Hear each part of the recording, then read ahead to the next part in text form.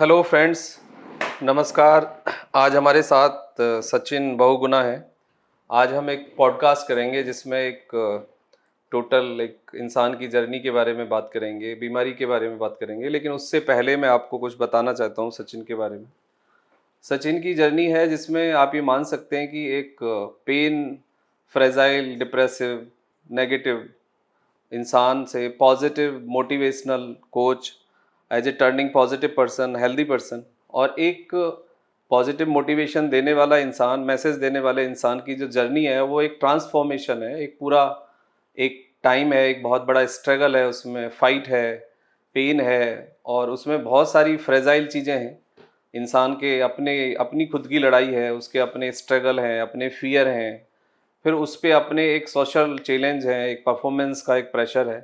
तो इन सब से एक जो स्ट्रगलिंग पार्ट है वो पूरा, तो उसको सचिन खुद से एक्सप्लेन करेंगे आपको। और उन्होंने इसके बाद एक किताब लिखी है, उसके बारे में भी वो थोड़ा आपको बताएंगे। और हम उसके बाद गाउटी आर्थराइटिस जो सचिन को एक प्रॉब्लम हुई, और एक माइग्रेन, तो सबसे पहले फिर हम गाउटी आर्थराइटिस लेंगे, पेन, आर्थराइटिक पेन, उसके बारे में डिटेल बात करेंगे। आपके जो पॉसिबल क्वायरीज जो होती हैं उस बीमारी के बारे में, वो लगभग सभी को हम कवर करने की कोशिश करेंगे। लेकिन पहले आप थोड़ा सा ब्रीफ इंट्रोडक्शन सचिन से जानिए, और उनकी किताब के बारे में आप थोड़ा सा पढ़िए। मैंने ये किताब पढ़ी, बहुत अच्छी किताब है, बहुत ही एक clear, effective, positive, simple message है जो कि एक डे टू डे लाइफ में आप लोग फॉलो कर सकते हैं। तो सचिन, आप थोड़ा सा बताएं। First of all, sir, thank you very much for having me on your podcast. It's like my pleasure to be here with you. Yeah, the unshakable mind, the journey from an ordinary person to extraordinary and to serve the society. That's what this book is all about. This book is about my transformation from a simple person, introvert person, to become an author, come NLP and life wellness coach. Thank you very much, sir, for having me. So this book is all about all the working professional, business owners, all the business owners, working professionals, entrepreneur, small business owners who feel stuck in somewhere or the other on a daily life, who will be in stress, who will do procrastination, and there is some kind of mental clutter which they feel. On outer world, they will be very happy. However, inside they are aware that what they are going through, until unless they'll suddenly get blank in between, and then they realize there is something they need to change. This book is all about. You are not broken. So this book is about you are not broken, you are just overloaded. Meaning हम broke नहीं है अंदर से, बस हमारा mental pressure, society का pressure, खुद का परफॉर्मेंस का प्रेशर, उस प्रेशर के वजह से जो हमारे अंदर मेंटल बर्डन बढ़ता है, सेल्फ डाउट बनते हैं, प्रोकास्टिनेशन बनता है, and then we'll get into the serve stress like financial stress, relationship stress, or stress to perform well or to outperform the society. That is what this book is all about. In this book we have added few NLP techniques which can help you to overcome your anxiety, your stress, and make something positive out of you, which were inside you, but you were not aware how to deal with it. That this is the unshakable mind for you, from Sachin Bahuguna. Uh, One more point which I would like to discuss for this book and how I got into this book. Last year, I was about to take a flight to my Bangalore office.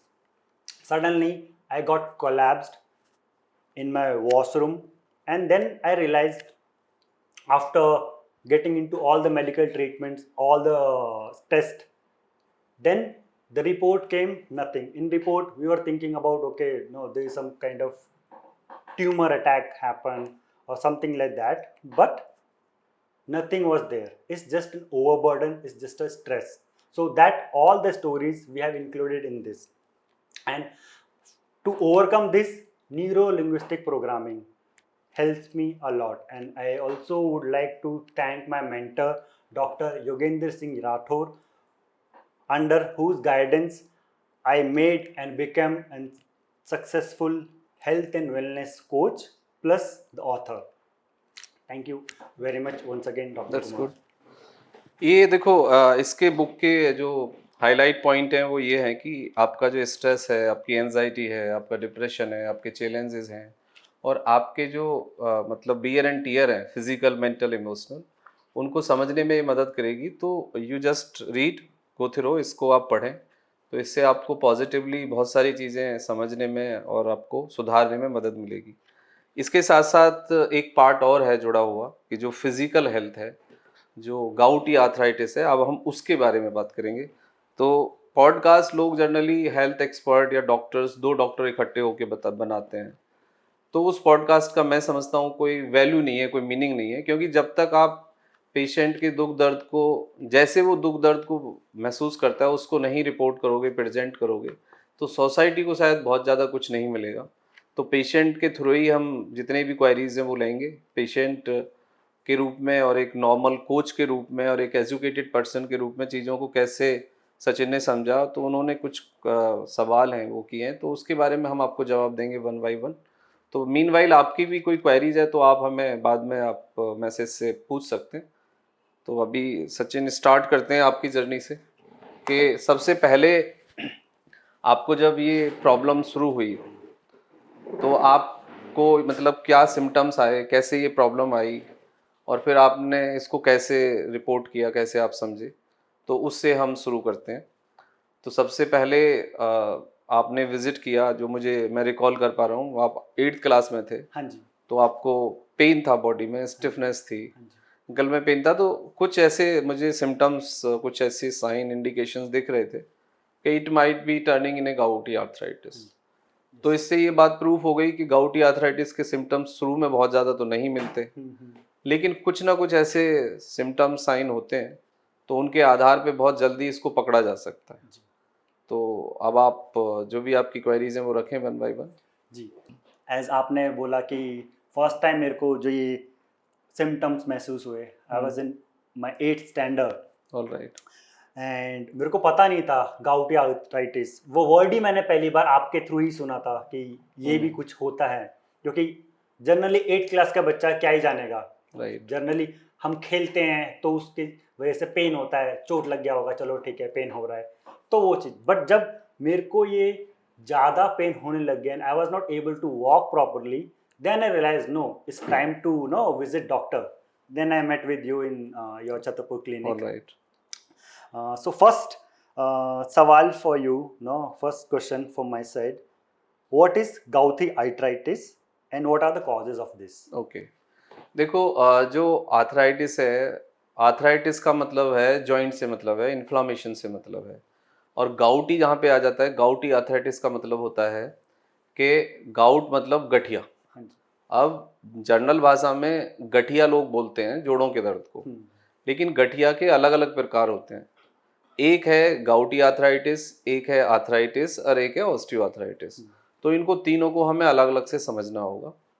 पहला है गाउटी arthritis. गाउटी arthritis एक metabolic disease है, एक life style के कारण develop हुई बीमारी है, एक सेडेटरी लाइफ स्टाइल डेवलप होने के कारण डेवलप हुई बीमारी है। गाउटी आर्थराइटिस में एक मेटाबॉलिक चेंज आता है। मेटाबॉलिक चेंज से मतलब है कि जो आप प्रोटीन लेते हैं या जो प्योरीन आपकी बॉडी में डेवलप हो रहा है, वो उस दो भागों में डिवाइडेड होता है। एक अमीनो एसिड जो हमें मस्कुलर ब्लॉक्स के लिए चाहिए, मसल्स बिल्डिंग के लिए चाहिए, मसल्स के रिपेयर के लिए चाहिए, दैट्स अमीनो एसिड्स, प्रोटीन का एक हिस्सा है। एक दूसरा हिस्सा है प्रोटीन का इज यूरिक एसिड। तो uric acid generally bio product है, यानी बेस प्रोडक्ट है। अब यूरिक एसिड एक मात्रा में तो बॉडी मैनेज कर लेती है, लेकिन यदि उसकी मात्रा ज़्यादा हो, उसका फॉर्मेशन ज़्यादा हो, तो उसको फिर बॉडी नहीं वॉश आउट कर पाती और वो जॉइंट्स में क्रिस्टल्स के रूप में जमा हो जाता है, जिससे कि इन्फ्लामेशन डेवलप होती है। अब gouty arthritis totally food related disease है टोटली मेटाबॉलिक डिसीज है और लाइफ स्टाइल से जुड़ी हुई बीमारी है। बट ये कुछ परसेंट जेनेटिक भी हो सकती है, खानदानी जिसे हम कहते हैं। अब हम दूसरे पे आते हैं कि आर्थराइटिस क्या होता है। आर्थराइटिस वो बीमारी होती है जिसमें जॉइंट में इन्फ्लामेशन आ जाती है, जनरली वो हाथ पैर से शुरू होती है। और आर्थराइटिस के अंदर होता ये है, रिमोटॉइड आर्थराइटिस जिसे हम कहते हैं, कि वो शरीर की अपनी जो इम्यूनिटी होती है, यानी ये WBC जो सेल्स होती हैं वो हमें इम्यून करती हैं, लेकिन ड्यू टू सम रीज़न वो अपनी ही सेल्स को खुद खाने लग जाती हैं। यानी कि हमारी जो इम्यून करने वाली सेल्स हैं वो बॉडी पे ही अटैक करने लग जाती हैं, तो जिससे एक इम्यूनिटी डिस्टर्बेंस डेवलप होता है जिसको हम रूमेटॉइड आर्थराइटिस कहते हैं।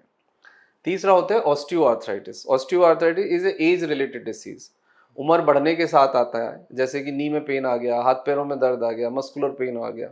ये जनरली एक्सरसाइज से और कुछ supportive vitamin D, calcium, minerals, vitamin B12 के लेने से ये जनरली ठीक हो जाता है। लेकिन रूमेटॉइड आर्थराइटिस अभी तक हमारे पास कोई डेटा नहीं है जिससे हम ये बता सकें वो क्यों होता है, लेकिन उसके पीछे भी कुछ डाइटरी रीजन, कुछ सेडेटरी लाइफ स्टाइल और कुछ रिस्ट्रिक्टेड लाइफ स्टाइल कंट्रीब्यूट करती है। उसको हम मैनेज कर सकते हैं, उसको परमानेंटली ठीक नहीं किया जा सकता। अब हम आते हैं कि गाउटी आर्थराइटिस को कम्प्लीटली मैनेज किया जा सकता है, पूरी तरह से ठीक किया जा सकता है और आपकी जो क्वालिटी ऑफ लाइफ है उसको भी इम्प्रूव किया जा सकता है, लेकिन आपको कुछ डाइटरी रिस्ट्रिक्शंस लगाने होंगे प्लस एक्सरसाइज करनी होगी।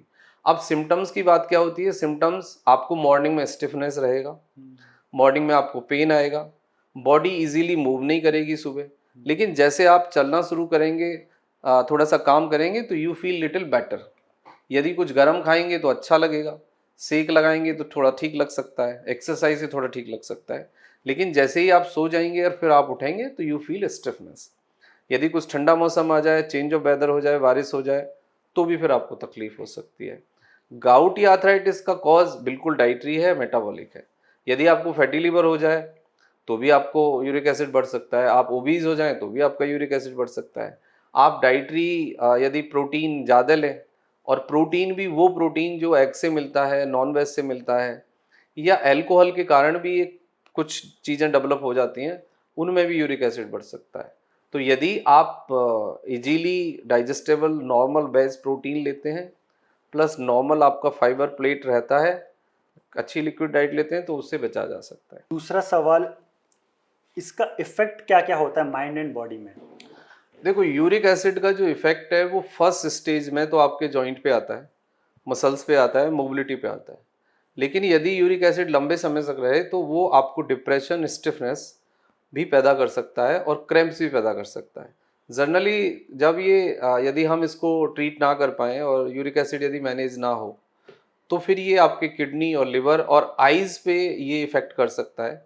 और देखा गया कुछ केसेस में कि जो नर्व्स और रेटिना होता है उस पे इसके नेगेटिव इफेक्ट देखे जाते हैं, और एक डिसेबिलिटी वाली कंडीशन डेवलप हो जाएगी कि आपके हाथ और आपके हाथ पैर थोड़े अकड़ने लग जाएंगे और कई बार कुछ टेढ़े भी हो जाते हैं। और यूरिक एसिड यदि लगातार बढ़ा रहे तो वो किडनी के लिए सबसे ज़्यादा डेंजरस है। इसमें डिस्टर्ब भी होता है स्लीप? हाँ, स्लीप डिस्टर्ब इसलिए होता है कि आपकी बॉडी को ना थोड़ा सा गर्म इन्वायरमेंट चाहिए। यदि बहुत ठंडा इन्वायरमेंट है तो आपकी नींद खुल जाएगी, आपको स्लीप डिप्रिवेशन कई बार आ जाता है। What are the early signs of gouty? देखो, अर्ली साइंस में क्या होता है कि जब तक, देखो, दो चीज़ें हैं, इनको क्लियरली हमें समझना पड़ेगा। 90% जो बीमारियां होती हैं वो फर्स्ट फेज में जनरली किसी टेस्ट में रिपोर्ट में नहीं आती। यानी कहने का मतलब ये है कि आज यदि आपके शरीर में कोई चेंज शुरू हो रहा है तो उसको क्लिनिकली रिपोर्ट होने में 2 से 3 साल भी लग सकते हैं। और ये एक कन्फ्यूजन होता है कि डॉक्टर ये आपको बोल देंगे कि भाई कुछ रिपोर्ट में तो है नहीं, तो अभी कोई ट्रीटमेंट की आवश्यकता नहीं है। बट बिल्कुल इसका उल्टा करने की ज़रूरत है। जब रिपोर्ट में कुछ नहीं है तब हमें ज़्यादा सोचने की ज़रूरत है, ज़्यादा सेलेक्टिव होने की ज़रूरत है, एक्सरसाइज करने की ज़रूरत है, फूड को बदलने की ज़रूरत है। तो यदि हम ऐसा कर पाएंगे तो शायद वो क्लिनिकली एक्टिव ही नहीं होगा डिसीज़। लेकिन अनफॉर्चुनेट पार्ट है, क्योंकि मेडिकल साइंस की भी अपनी कुछ लिमिटेशंस हैं। डॉक्टर्स विदाउट रिपोर्ट, मतलब जब तक क्लिनिकल एविडेंस ना मिले, डॉक्टर ज़्यादा कुछ कर नहीं सकते। क्योंकि देखो, कुछ रूल रेगुलेशन से ये दुनिया चलती है। अब बहुत सारे लोग इसमें ये कह सकते हैं कि भी डॉक्टर एक्सपेरिमेंट कर रहे हैं। यदि डॉक्टर ने तभी आपको कुछ दवाई दे दी प्रिवेंटिव पॉइंट ऑफ व्यू से, तो आप एकदम क्वेश्चन करोगे कि भाई मेरी रिपोर्ट में तो कुछ आया ही नहीं, हाँ, तो हाउ यू कैन से कि मुझे ये बीमारी है। तो फर्स्ट स्टेज में कुछ नहीं होगा, फर्स्ट स्टेज में बस इतना होगा कि थोड़ा सा आपकी मोबिलिटी कम होगी।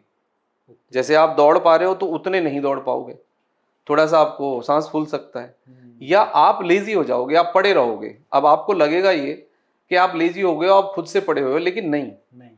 यदि कोई इंसान मेटाबॉलिक रूप से, फिजिकली, एनाटॉमिकली यदि एक्टिव है और हेल्दी है, तो वो 24 घंटे भी घर में लगातार पड़ा रह ही नहीं सकता। लेकिन होता क्या है, इसका उल्टा हम करते हैं। हमें लगता है कि हम पड़े हुए हैं इसलिए हम कुछ नहीं कर पा रहे। तुम पड़े ही इसलिए हो कि there is something wrong in your body. आप लेजी ज्यादा हो जाओगे, आपका आउटिंग का मन नहीं करेगा, आपका लोगों से मिलने का मन नहीं करेगा, आपका खेलने का मन नहीं करेगा। तो ये सब अर्ली साइन होते हैं, लेकिन हम इनको पकड़ते ही नहीं है। तो अर्ली साइन यही है कि there is something change in emotional level, mental level, physical level, on the level of sleep. और यदि आप आउटिंग का मन नहीं कर रहे, आप खेलने नहीं जाना चाह रहे हो, आप लेजी हो रहे हो, आपको एक जगह बैठे रहने में मजा आ रहा है, तो देन आपके शरीर में कोई ना कोई बीमारी की शुरुआत हो रही है। क्या इमोशनल स्ट्रेस भी ट्रिगर करता है गाउटी को? देखो, इमोशनल स्ट्रेस से गाउट होता तो नहीं है, क्योंकि gout is a metabolic disease. लेकिन मेटाबॉलिक जो हमारा रेट है वो थायराइड, कॉर्टिसोल और इंसुलिन और जो हमारे न्यूरोट्रांसमीटर्स होते हैं लाइक डोपामाइन, यानी कि मेरा कहने का मतलब है कि गाउट होता है मेटाबॉलिक चेंज की वजह से। मेटाबॉलिक चेंज आता है स्ट्रेस की वजह से और फूड चेंज करने की वजह से। तो ये एक इनडायरेक्टली तो इसका काफी रोल है इसमें, लेकिन डायरेक्टली रोल शायद अभी फाइंडिंग नहीं होगा, लेकिन indirect there is a significant role, क्योंकि ये इनडायरेक्टली आपके dopamine, serotonin, insulin, thyroxine sodium plus vitamin D और विटामिन B12 के लेवल में काफ़ी कुछ चेंज देखा जाता है। यदि इमोशनल स्ट्रेस या ट्रॉमा या मेंटल स्ट्रेस एक लंबे समय तक रहे तो आपको physiological, hormonal and biochemical change आते हैं, और ये जो तीनों चेंज हैं ये आपके मेटाबॉलिक रेट को प्रभावित करते हैं। इसमें जो क्रोनिक पेन होता है वो भी इम्पैक्ट करता है? क्रॉनिक पेन के पीछे रीजन ये होता है कि यदि आपको गाउटी आर्थराइटिस आ जाए तो जॉइंट ऑलरेडी स्वेलिंग हो गई जॉइंट के अंदर। अब यदि आप उस जॉइंट को मसाज नहीं दोगे या जॉइंट को चलाओगे नहीं, एक जगह पड़े रहोगे, प्लस ऊपर से कुछ और दूसरी डेफिशिएंसीज आपको आ जाएं जैसे कि विटामिन डी, B12, तो फिर एक क्रॉनिक कंडीशन डेवलप होती है और वो फिर हमें बहुत ज़्यादा डिस्टर्ब करता है। तो विटामिन B12 का इसमें कितना ज़्यादा रोल होता है? विटामिन B12 और डी का और मिनरल्स का गाउटी आर्थराइटिस में, even any type of the arthritis, even the any type of the pain have the significant role. तो हमको कितने टाइम में ये चेक करवाना चाहिए? देखो, विटामिन डी तो हमें ईयरली जांच करनी चाहिए, और यदि हमारा कोई हिस्ट्री है तो यूरिक एसिड भी हमें एक साल में 1 या 2 बार जांच कराना चाहिए। लेकिन B12 यंग एज में जनरली नहीं कम होता, लेकिन विटामिन डी यंग एज में ज़्यादा जल्दी कम हो जाता है। तो ये ज़रूरी है कि हम उसका ध्यान रखें। और सप्लीमेंट डोज तो सब ले सकते हैं। सप्लीमेंट डोज से मतलब है विटामिन डी का कि आप एक साल में 12 डोज आप ले लीजिए, 12 सैचेट लाइक कैल्सीरॉल, और उसके बाद उसको मेंटेन कर लीजिए, क्योंकि 90% लोगों में विटामिन डी का डेफिशिएंसी है दुनिया भर में। जैसे कि हम जानते हैं हमारा भारत देश विटामिन डी फ्री में अवेलेबल है, no sunlight, no good source of vitamin D, but still unfortunately we are into the deficiency of vitamin D. तो इसका क्या कारण समझते हैं? देखो, इसके 2 कारण हैं। एक तो विटामिन डी के लिए आपको मॉर्निंग का सनलाइट चाहिए, अर्ली मॉर्निंग। मतलब कहने का मतलब ये है कि अर्ली मॉर्निंग जो सनलाइट है, यदि वो आपको मिले तो आपको विटामिन डी का फॉर्मेशन बॉडी में हो सकता है। अब विटामिन डी का फॉर्मेशन जो बॉडी में होता है उसके पीछे भी बहुत सारे फैक्टर हैं जो उसको प्रभावित करते हैं। जैसे कि हम जनरली सुबह का जो 30-40 मिनट्स होते हैं सनलाइट, वो कोई भी सनलाइट नहीं ले पाता है, क्योंकि हम लेट सोते हैं, लेट उठते हैं। दूसरा है कि एयर पॉल्यूशन बहुत ज़्यादा है, हमें प्योर सनलाइट नहीं मिलते। तीसरा है कि हम थोड़े से कल्चरल कंट्री हैं, हम नेकेड बॉडी को एक्सपोज नहीं करते सन के सामने, हम कपड़े पहन के ही सन में जाते हैं। तो ये 3 मुख्य मेजर कॉज हैं कि जिसके कारण हम सनलाइट होने के बावजूद भी हमारे अंदर विटामिन डी का डेफिशिएंसी है। गाउटी आर्थराइटिस किस एज में हो सकता है? देखो, गाउटी आर्थराइटिस के जो एज हैं वो 13 से 25 के बीच में सबसे ज़्यादा ये स्पार्क करता है। जनरली इसके जो सिम्टम्स हैं, साइन इंडिकेशंस, वो इस एज में मिल जाते हैं, लेकिन ये हो किसी भी एज में सकता है, क्योंकि एक मेटाबॉलिक डिसीज है, मेटाबॉलिक चेंज है। अब आपने देखा होगा कि एक बच्चा जितने 30 साल में जितना जंक फूड खाता है, एक दूसरा बच्चा 2 साल में ही उतना जंक फूड खा लेता है। करेक्ट। तो ये मैटर नहीं करता आपके उम्र क्या है, अब मैटर ये कर रहा है कि आपकी लाइफ स्टाइल कितनी बिगड़ी हुई है। जैसे एग्जाम्पल के लिए आप कुछ फैमिलीज में विजिट करें, तो आज भी ऐसे फैमिली इंडिया में आपको मिल जाएंगे कि जिन्होंने, वो 50 साल का एक इंसान हो गया, उसने कोल्ड ड्रिंक नहीं पी, उसने पिज़्ज़ा नहीं खाया, उसने बर्गर नहीं खाया, उसने बाहर का पैक फूड नहीं खाया, लेकिन एक दूसरे फैमिली में विजिट करिए इंडिया में, तो आपको एक ऐसा फैमिली मिल जाएगा कि ऑन और एवरेज वहाँ बच्चे डेली बेसिस ये सब कुछ खाते हैं। एक इंसान, एक फैमिली में विजिट करिए, वहाँ पे जनरली आपको दौड़ने खेलने वाले बच्चे मिलेंगे जो कि जनरली 5-6 किलोमीटर डेली दौड़ते हैं। एक दूसरा फैमिली ऐसा भी मिलेगा आपको कि जो पूरे साल में भी 5 किलोमीटर पैदल नहीं चलते। तो that is your food and is life style. Life style का मतलब, लाइफ स्टाइल में ना बहुत सारी चीज़ें आती हैं। आपका फूड है, आपकी एक्सरसाइज है, आप कैसी ज़िंदगी जी रहे हैं, कितना टेम्परेचर फेस कर रहे हैं, कितना नेचुरल फूड खा रहे हैं, कितना आप जंक फूड खा रहे हैं, कितना आप सडेट कर रहे हो, अल्कोहल, तो द होल ये सब कुछ मिला के ही डिसाइड होता है कि लाइफ स्टाइल कितना बिगड़ा हुआ है। तो हो किसी भी एज में सकता है, इसका अब कोई ये नहीं रह गया कि भाई उस पर्टिकुलर एज में होगा। बट यंग एज में ये ज़्यादा चांसेस रहते हैं, क्योंकि यंग एज में बच्चे थोड़े से ज़्यादा ऑब्सेस होते हैं for alcohol, for smoking, for junk food, क्योंकि वो पार्टी वाली जो एटीट्यूड है, आउटिंग का जो फूड है, आउटिंग वाला, वो यंग एज में थोड़ा सा ज़्यादा क्रेज होता है। सर, एक एडवाइस जो आप यंग जनरेशन को देना चाहेंगे टू प्रिवेंट दिस? देखो, गाउटी आर्थराइटिस को प्रिवेंट करना है तो मैं एक सीधी सी बात बताता हूँ। देखो, सबसे पहले मैं आपको एक बात बोलना चाहता हूँ, नॉन वेज खाना बुरी बात नहीं है, लेकिन एक तो नॉन वेज खाने का सही तरीका होना चाहिए। दूसरा, यदि आपको वेजिटेबल्स मिल रहे हैं, मतलब आपको प्रोटीन यदि दूसरे सोर्स से मिल रहा है, जैसे कि चना है, प्रोटीन का बेस्ट सोर्स मांस या अंडा नहीं है, प्रोटीन का बेस्ट सोर्स है चना। चना खाइए, सोयाबीन खाइए, दाल खाइए, ठीक है। तो जितना नेचुरल फॉर्म में आप प्रोटीन लेंगे, उतना कम यूरिक एसिड आपके बॉडी में बढ़ेगा। अब यदि आपने अंडा बहुत ज़्यादा खाया है, मांस बहुत ज़्यादा लिया है, बहुत ज़्यादा मिल्क प्रोडक्ट कंज्यूम करे हैं, प्लस अल्कोहल भी लिया है, तो आप बेस्ट कैंडिडेट हो गाउटी आर्थराइटिस के लिए, क्योंकि आपने सारे जो फैक्टर थे उनको पूरा ही सबको बदल दिया है। अब दूसरी बात पे आते हैं, एक हफ्ते के अंदर 250 मिनट आप पैदल चलिए, 250 मिनट्स, 200 से 250 मिनट आप तेज वॉक कर लीजिए, जॉगिंग कर लीजिए। यदि वो ना हो तो कोई भी वर्कआउट करिए 40 minute in a day. Next point, आप जो भी खाना खाते हैं उसका 60 से 65% लिक्विड होना चाहिए। आपकी प्लेट के अंदर हरी लाल सब्जियां और फ्रूट्स जरूर होना चाहिए, प्लस 7 to 8 आवर्स स्लीप। इतना आप करिए, इतना आप ध्यान रखिए, आप गाउटी आर्थराइटिस से 100% बच सकते हैं। प्लस कोई यदि डेफिशिएंसी है विटामिन बी, D12 की, तो वो लीजिए। और यदि थायराइड की हिस्ट्री है फैमिली में, तो थायराइड का जांच कराइए। यदि आपको वो डेफिशिएंसी आती है तो उसकी दवाई लीजिए, क्योंकि देखो, थायराइड, डायबिटीज और जोड़ों की बीमारी, इन तीनों का जो एक्टिव होने का जो प्रक्रिया है, वो प्रोसेस एक ही है। एक चीज बिगड़ेगी फिर दूसरी आ जाएगी, दूसरी बिगड़ेगी तीसरी आ जाएगी। तो अच्छी पॉजिटिव लाइफ स्टाइल रखिए तो आप इससे बच सकते हैं।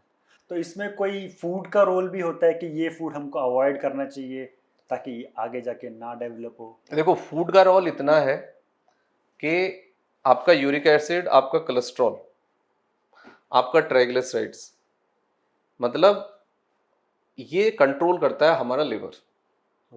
और यदि आपका लिवर फैटी नहीं होगा तो 90% चांसेस हैं कि आपका यूरिक एसिड भी नहीं बढ़ेगा। तो आप अपना वेट नॉर्मल रखिए, फैटी लिवर मत होने दीजिए, फिजिकली एक्टिव लाइफ स्टाइल जीजिए। देखो 90% ये एक्टिव लाइफ स्टाइल जो लोग जीते हैं, जो स्पोर्ट्स के लिए बहुत पॉजिटिव होते हैं, उन लोगों को ये चीज़ जनरली नहीं पकड़ती है। तो इससे बचने का बस एक ही तरीका है कि एक पॉजिटिव, हेल्दी और फिजिकली एक्टिव लाइफ स्टाइल आप ऑप्ट करें, तो आप इससे बच सकते हो। Okay. Can gouty also becomes osteoporosis? नहीं, देखो अब ये 3 अलग अलग बातें हैं। गाउट से ऑस्टियोपोरोसिस नहीं होगा, लेकिन यदि गाउटी आर्थराइटिस आपको हुआ तो गाउटी आर्थराइटिस की वजह से जो एजिंग के कारण 50 साल के बाद हड्डियां कमजोर होनी थी, वो हो सकता है कि जल्दी कमजोर होने लग जाए, क्योंकि osteoporosis is a ageing disease. तो वो एजिंग प्रोसेस आपको जल्दी आ जाएगा, मतलब हड्डियां और मसल्स आपकी जल्दी कमजोर और बूढ़ी होने लगेंगी due to the gouty arthritis. अब जो आर्थराइटिस है, जिसको हम रिमोटॉइड आर्थराइटिस कहते हैं, या जिसको एनक्लोजिंग स्पॉन्डिलाइटिस कहते हैं, मतलब जो हमारी रीढ़ की हड्डी के अंदर मसल्स और बॉन्स को कमजोर करता है, या तोड़ता है, डैमेज करता है, या दो कॉलम्स को चिपका देता है, वो इम्यूनिटी के कारण होने वाली प्रॉब्लम है। बट इम्यूनिटी के कारण जो प्रॉब्लम्स होती हैं, मतलब हमारे इंटरनल जो इम्यूनिटी में जो परिवर्तन आता है, उसके पीछे जो अभी तक रिसर्च ने प्रूव किया है, हमारी इंटरनल इम्यूनिटी कब बिगड़ेगी?